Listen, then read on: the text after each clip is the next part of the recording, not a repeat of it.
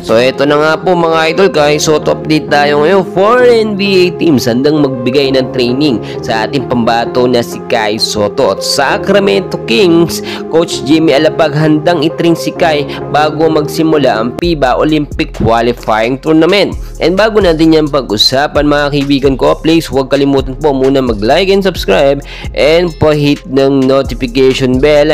Maraming salamat po. Mga kaibigan, tulad ng ating sinasabi, ito nga si Kai Sotto ay malaki pa rin ang tsansa na makapaglaro po dito nga po sa NBA at makamit ang kanyang pangarap. Hindi pa rin po kasi nawawala ang interest ng mga NBA teams sa ating pambato na si Kai Sotto. At kung maaalala po ninyo, no, last NBA Summer League, 4 po na NBA teams ang nagbigay ng offer na training sa ating pambato na si Kai Sotto. Kasama na po dyan ang mga So nakita naman natin Orlando Magic, New York Knicks, Dallas Mavericks at Sacramento Kings. Pero sa pagkakataong ito, etong training or magiging training ni Kai Sotto sa US nga po bago siya bumalik ng Pilipinas, no? At magkakaroon din po sila ng tune-up game, no, nitong June 22. So mga bigating team, no, isa dyan yung kupunan ng Turkey, which is makakalaban po nila sa tune-up game. Kailangan po muna ni Kai Sotto mag-training or tapusin yung kanyang training sa US, no, para na rin paghahanda sa FIBA Olympic Qualifying Tournament.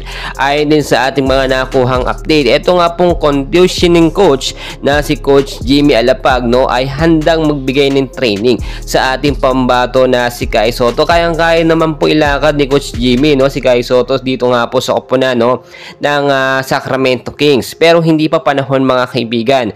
May mga dapat pa po kasi consider, tulad na lang itong Wasserman agent ni Kai. Kahit gustuhin po ni Coach Jimmy na ipasok si Kai Sotto or ilakad dito sa Sacramento Kings, kung hindi naman magkakasundo itong Wasserman so offer dito nga po sa Sacramento ay mababali. Ayon din po sa ating mga nakuhang updates mga kaibigan, no, ay as of na wala pa namang nakukuhang kontrata kung saan maglalaro next conference or next season itong si Kai Sotto. Kung mag-extend ba ito, magdadagdag another 1 year dito sa Japan B-League or kakagatin nila yung offer ng NBL, which is malabo na ito mga kaibigan dahil alam naman natin hindi yan magkakasundo. Mababa yung offer sa NBL, pagkatapos ibabangko lang naman si Kai. Dito sa Japan B-League naman mga kaibigan, alam naman natin hindi siya ganun kataas na liga, no, mas mataas yung NBL pero mas magagamit si Kai at mas magkakaroon ng experience. Nakakatapat din naman ni Kai Sotto yung mga ex-NBA player dito nga po sa Japan B-League. So, wala rin pinagkakaiba ito dito sa NBL Australia. So, balikan po natin.